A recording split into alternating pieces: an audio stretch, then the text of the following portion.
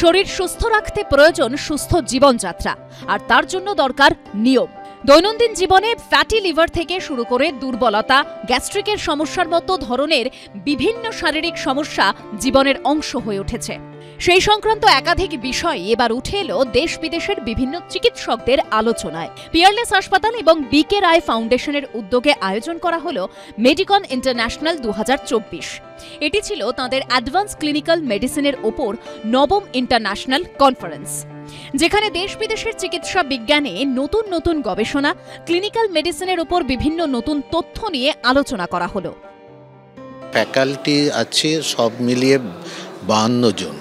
তার মধ্যে আমাদের ইউকে থেকে 2 জন আছেন। ইন্টারনাল মেডিসিনের সবকটা অ্যাসপেক্ট যদি দেখেন, আমরা প্রত্যেকটা মেডিসিন অ্যাসপেক্ট ধরে আমরা চেষ্টা করি যে কি জিনিস নতুন হতে চলেছে বা এসছে, যেটা আমাদের standard of practice.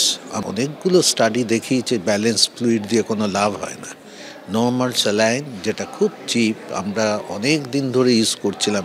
Last sepsis guideline বলে দিল বলে যে অনেকেই আমরা ব্যালেন্স ফ্লুইড দিচ্ছি না, কেননা এটা কস্টলি বলে আমাদের একটা মনের মধ্যে থেকে যেত যে আমরা কি ঠিক করছি কিনা পেশেন্টের জন্য। এখন আমরা শিওর যে আমরা যা করছি ঠিক আছে। কোনো সিমটম হলে আপনার নিজের এরিয়ার যে লোকাল ডক্টর তাদের সঙ্গে কনসাল্ট করুন।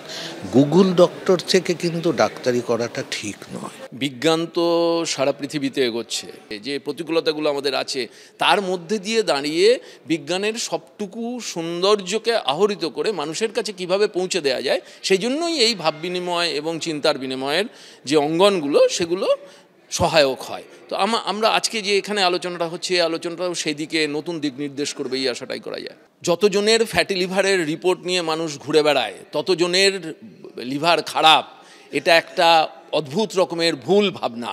যত সময় যাচ্ছে আমরা তত চেয়ারে বসে থাকছি, যত সময় যাচ্ছে তত আমরা কম পরিশ্রম করছি। এর থেকে বেরোনোর একমাত্র উপায় হচ্ছে খেতে হবে কম, পরিশ্রম করতে হবে বেশি। Now we know that frail patients, if they're admitted to hospital, stand more risk of becoming confused, of becoming deconditioned, of running into problems in hospital. So what I would want people to think about is ways of trying to manage those patients on the same day, to keep moving around. We know that exercise is good for the mind, it's good for the bones, it's good for the muscles, it's good for the heart. Keep moving. দেশ বিদেশের চিকিৎসা ক্ষেত্রে উন্নতি এবং সাধারণ মানুষের স্বার্থে কিভাবে তা কাজে লাগানো হচ্ছে সেই নিয়ে আলোচনা চলে এই দিনের অনুষ্ঠানে। রুমা পালের রিপোর্ট, এবিপি আনন্দ।